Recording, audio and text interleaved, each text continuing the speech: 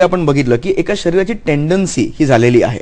आता जर इम्प्रेग्नेशन किंवा डिपॉझिशन म्हणजे साचा करण्याची टेंडन्सी शरीराची झालेली असेल तर त्याचं इफेक्ट असा होतो की आता याला आपण ॲथेरोस्क्लेरोसिस म्हणतो. आता हे लिपिड्स शरीरामध्ये शरीर साचायला घेतलेलं आहे. आता आपण जेव्हा स्टेंट टाकतो किंवा आपण कुठल्याही प्रकारचं ऑपरेशन जेव्हा करतो तेव्हा आपण टेम्पररीली हा ब्लॉक क्लिअर करतो, पण टेंडन्सी शरीराची गेलेली नसते. तर टेंडन्सी शरीरामध्ये आहे, तुम्ही आता क्लिअर कराल 6 महिन्या वर्षांनी हा प्रॉब्लेम परत येणार. तर होमिओपॅथीचं औषध आम्ही हे करतो की आम्ही टेंडन्सी कायमस्वरूपी काढू शकतो. की तुमचं शरीर जर फक्त डिपॉझिशन किंवा इम्प्रेग्नेशन करायला सुरुवात केलेली आहे तर आपण ही गोष्ट कम्प्लिटली रिव्हर्स करू शकतो आणि मग हे कम्प्लिटली तुमचा ब्लड फ्लो चांगला झाला की तुम्हाला हा आजार परत होणार नाही. ओके, सो हार्ट डिसीज मध्ये सुद्धा आपण अशा प्रकारे हे आजार पूर्णतः बरे करू शकतो. आपण एक पुढचा फोन कॉल घेऊया. प्रश्न विचारा आपला. निखिल बोला. निखिल कल्याणवरनं बोलतायत. हा, निखिल जरा मोठ्यांनी बोला आपण. हॅलो. हा विचारा. हा, निखिल शेमकरांची आई बोलते मी. हा, आई बोलताय, बोला. नमस्कार. हा, गेले त्याला गॉलब्लॅडर स्टोन्स होते. तर 1 वर्ष झालं त्याचं ऑपरेट होऊन आणि आम्ही होमिओपॅथिक ट्रीटमेंटवरच ठेवले होते. जवळजवळ 7 ते 8 वर्ष त्याचं होमिओपॅथिक ट्रीटमेंट चालू होती बरोबर गॉलब्लॅडर स्टोन साठी. पण त्याच्यानंतर त्याला ॲब्डोमिनल इन्फेक्शन झालं काहीतरी म्हणून नंतर त्याला ऑपरेट करावं लागलं. बरोबर. तर नियरली ही वॉज 70 किलो काहीतरी वजन होतं त्याचं. आता त्याचं फक्त 45 ते 50 किलो वजन झालेलं आहे आणि आता वजन काही वाढत नाहीये त्याचं. तर मला सरांना विचारायचं होतं की काही होमिओपॅथीमध्ये काही इम्प्रुव्हमेंट होऊ शकते का या वजनाबद्दल? येस, जरूर जरूर होऊ शकते. आपण मगाशी म्हणालात त्याप्रमाणे जवळपास 7 ते 8 वर्ष त्याची कॉम्प्लिकेशन दूर राहिली ती होमिओपॅथीमुळे, पण सडनली इन्फेक्शन झाल्यामुळे ऑपरेशन करावं लागलं आणि ऑपरेशन नंतर अर्थातच 70 किलोवरनं वजन 50 किलोवरती 45 किलोवरती आलेलं आहे. पुन्हा त्याला पूर्ववत करण्यासाठी होमिओपॅथीचा आधार आपण घेऊ शकतो का? आता याच्यामध्ये आपण परत त्या शरीराचं डिफेन्स मेकॅनिझम समजायचा आपण प्रयत्न केला पाहिजे. पहिली गोष्ट म्हणजे त्यांना जेव्हा गॉलब्लॅडर स्टोन झालेले म्हणजे शरीर आता डिपॉझिशन फेजमध्ये गेलेलं आहे. आता शरीर आपलं स्वतःला डिपॉझिट करते म्हणजे साचा करायला सुरुवात केली आहे. तर ही प्रोसेस रिव्हर्स केली पाहिजे आणि होमिओपॅथी जर योग्य दृष्टीने वापर केला नसेल तर मग ते डिस्ट्रक्टिव्ह फेजमध्ये पण जाऊ शकतं. म्हणजे दिस इज अ रॉंग डिरेक्शन मी म्हणतो त्याला, आणि म्हणून त्यांचं वजन कमी व्हायला लागले. तर ही प्रोसेस रिव्हर्स केली पाहिजे आपल्याला so that he will again go into the growth phase. Okay, एक नाशिकवरनं फोन येतोय आपल्याला. प्रश्न विचार आपण. बोला. हॅलो, सुषमा बोला. हा, नमस्कार डॉक्टर. नमस्कार. मला विचारायचं आहे की गॉलब्लॅडर जे स्टोन आहेत ते पूर्ण जाण्यासाठी काही ट्रीटमेंट आहे का? जरूर सर, काय सांग. आता आपण त्याच प्रश्नाचं आपण उत्तर दिलेलं की आता ही डिपॉझिशन फेज मध्ये गेलेली आहे बॉडी. म्हणजे आता आपण एक पेला घेतला त्याच्यामध्ये पाणी आणि साखर टाकली आणि साखर टाकत गेलो तर फायनली प्रेसिपिटेट होणार, कारण हे सॅच्युरेशन झालेलं आहे. तर गॉलब्लॅडर स्टोन किंवा किडनी स्टोन कुठलाही स्टोन हीच प्रोसेस असते आणि आपल्याला डिसॅच्युरेट करायचं आहे, म्हणून आपल्याला तसं ते कंटेंट चेंज करावं लागेल आणि this is in terms of a good homeopathic remedy. Okay, त्यामुळे होमिओपॅथिक डॉक्टरांकडे जरूर आपण जाऊन तज्ञ डॉक्टरांचा सल्ला घ्या अर्थातच ह्याच्यासाठी. डॉक्टरांनी मगाशी सांगितल्याप्रमाणे, कारण जेनेटिक्सचा वापर करून अशा प्रकारे जर का आपण होमिओपॅथीची सांगड घातली तर निश्चितच अतिशय चांगले रिझल्ट, चांगले गुण आपल्याला मिळू शकतात. आपण मगाशी जे डायबेटिक फूडच्या केसद्वारे बघितलं. सर, आपली जी स्पेशालिटी आहे हे वेगवेगळ्या प्रकारचे आजार आपण बघतच आहोत, पण आपण प्रामुख्याने ओळखला जाता कॅन्सरवरच्या ट्रीटमेंटसाठी, म्हणजे विविध प्रकारचे जे कॅन्सर्स आहेत ज्यांना आपण अनेक रुग्णांना बरं केलेलं आहे. काय सांगता येईल कॅन्सर विषयी? हे बघा, कॅन्सर परत मी हेच म्हणतो की कुठल्याही प्रकारचा आजार हा एक डिफेन्स मेकॅनिझम असतो. तर तरी डिफेन्स मेकॅनिझम कधी कधी विकृत झालेलं असतं किंवा परवर्टेड असतं. आता कॅन्सरमध्ये असं होतं की आपलं शरीर एक नॉर्मल पेशी तयार करण्याच्या ऐवजी ॲबनॉर्मल पेशी आणि इमॅच्युअर पेशी तयार करायला लागतं. तर ही टेंडन्सी आहे.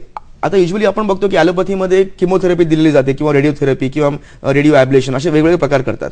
तर तिकडे काय करतात की ह्या ज्या कॅन्सरच्या पेशी आहेत ॲबनॉर्मल त्या मारतात, पण टेंडन्सी बॉडीमध्ये राहतेच.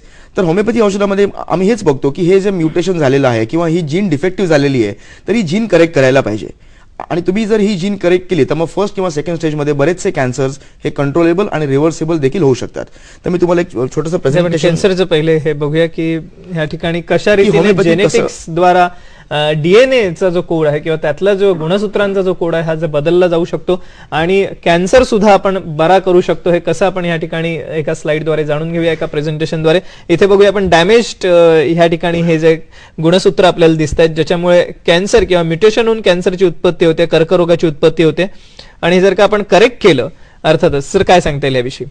बरोबर. आता इकडे बघितलंय की इकडे एक जेनेटिक ॲबरेशन किंवा एरर झालेला आहे, तर आपण होमिओपॅथी औषध दिलं की आपली बॉडी सेल्फ करेक्शन मोडमध्ये जाते, म्हणजे बॉडी स्वतःला चेक करायला लागते की आपला एरर कुठे आहे. आता हे जे डिलिशन किंवा ॲबरेशन आहे हे बॉडी स्वतः त्याला भरून काढते, याला मी म्हणतो डीएनए रिपेअर मेकॅनिझम. तर होमिओपॅथी औषधं या लेवलला पोहोचतात की तिकडे आपण एखाद्याचं डीएनए रिपेअर मेकॅनिझम परत स्टिम्युलेट करू शकतो आणि आता बघा की हे परत आता नॉर्मल सिक्वेन्स झालाय.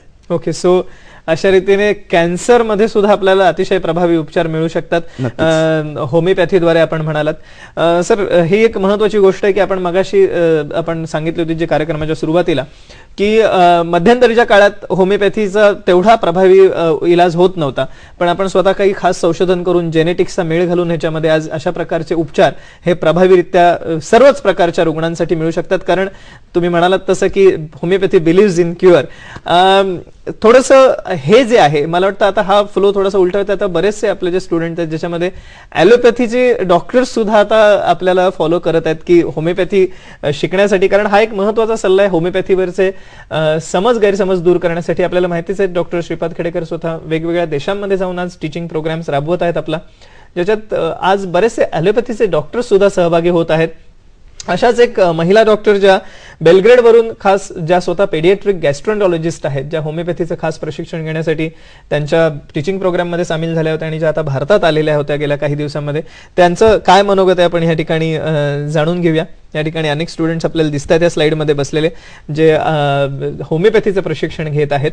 हे आपण ही स्लाइड बघितली आणि त्या डॉक्टर आहेत त्यांचं काय मनोगत आहे हे आपण आता बघूया की टीचिंग प्रोग्रामद्वारे आज अनेक डॉक्टर्स हे ट्रेन होऊ शकतात, पण त्यासाठी योग्य तो प्रकारचं टीचर हे मिळू शकतात. या ठिकाणी व्हिडिओमध्ये बघूया आपण की टीचिंग प्रोग्राम मधले जे आहेत सर काय सांगतील ह्याविषयी.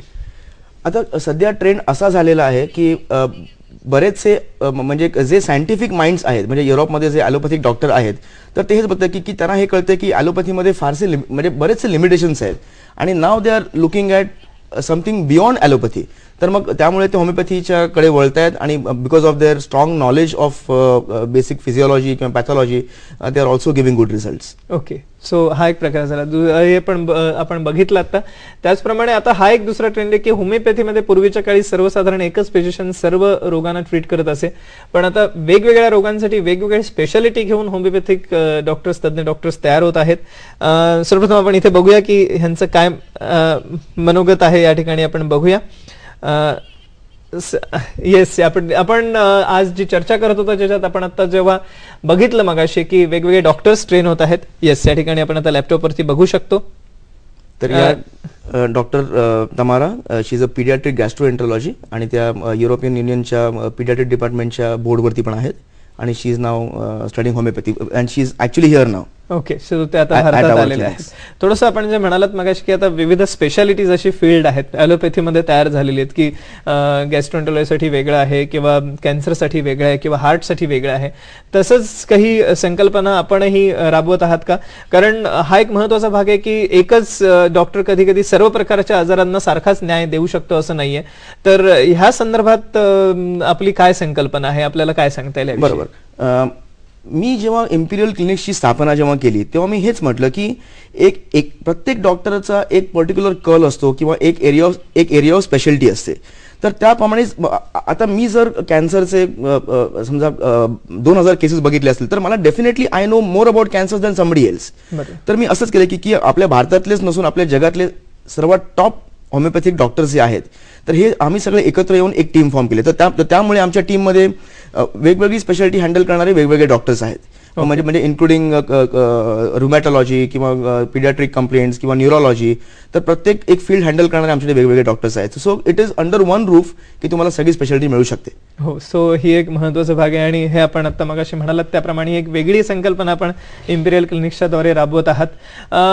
पर्टिक्युलरली लोकांसाठी अनेक आपण ऑफकोर्स म्हणजे टीचिंग फॅकल्टी म्हणून आपण कार्यरत आहात किंवा इतरही क्षेत्रात आपलं भरपूर योगदान आहे.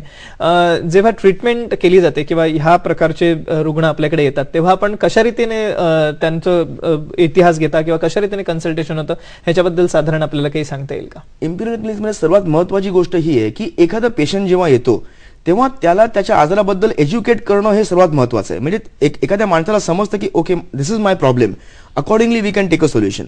We can come to a solution. म्हणजे एखादा माणूस आमच्याकडे येतो तेव्हा आम्ही त्याला हेच बघतो की आम्हाला त्याची प्रकृती समजायची, त्याचं मन, त्याचं शरीर, त्याच्या सवयी. आपण जे प्रेझेंटेशन बघितलं तर ते सगळं समजणं आम्हाला फार महत्त्वाचं आहे. तर ते एकदा समजलं म्हणजे त्याला कधी अर्धा तास किंवा 1 तास लागू शकतो. म्हणजे आम्ही एक डिटेल हिस्ट्री जेव्हा घेतो तेव्हा आम्हाला समजतं की या माणसाला बेस्ट सूट होणारं औषध कुठलं. मग म्हणजे असं नाही की तुम्ही एका मार्केटमध्ये गेलात आणि कुठली गाडी विकत घेऊन आलात. बरोबर. तुम्हाला बेस्ट सूट होणारी गाडी कुठली, म्हणजे त्याला म्हणतात कस्टमाइज ट्रीटमेंट. तर ते आपण इम्पिरियल क्लिनिक्समध्ये करतो. येस. आणि सगळ्यात महत्त्वाचा भाग असा आहे की यांच्या वतीने पहिलं जे कन्सल्टेशन असतं प्रत्येक डॉक्टरांचं, कारण होमिओपॅथीविषयी आज बरेचसे प्रचंड समाजात समज आहेत, गैरसमज आहेत, त्यामुळे पहिलं जे कन्सल्टेशन केलं ते संपूर्णतः मोफत केलं जातं. फक्त औषधांचा जो खर्च आहे हा रुग्णाला द्यावा लागतो, पण अदरवाईज पहिलं जे कन्सल्टेशन आहे ते संपूर्णतः मोफत केलं जातं.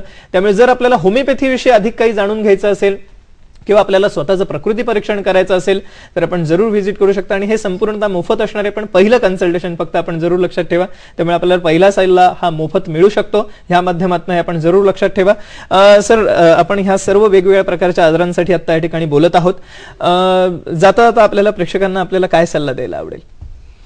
मला हा सल्ला म्हणजे द्यायला आवडेल की एक लक्षात ठेवायचं की कुठलाही आजार म्हणजे काही वाईट झालेली गोष्ट कधीच नसते. हा आपल्या शरीराचा एक डिफेन्स आहे, ही आपल्या शरीराची भाषा आहे. आणि ही भाषा जर आपण समजलो तर ही भाषा आपण चेंज करू शकतो. त्यामुळे निसर्गामध्ये मी जसं म्हटलं की फक्त निगेटिव्ह गोष्ट अशी एक्झिस्ट होत नाही. आपण शोधलं तर तुम्हाला सोल्युशन 100 ना 110% मिळू शकतं. ओके.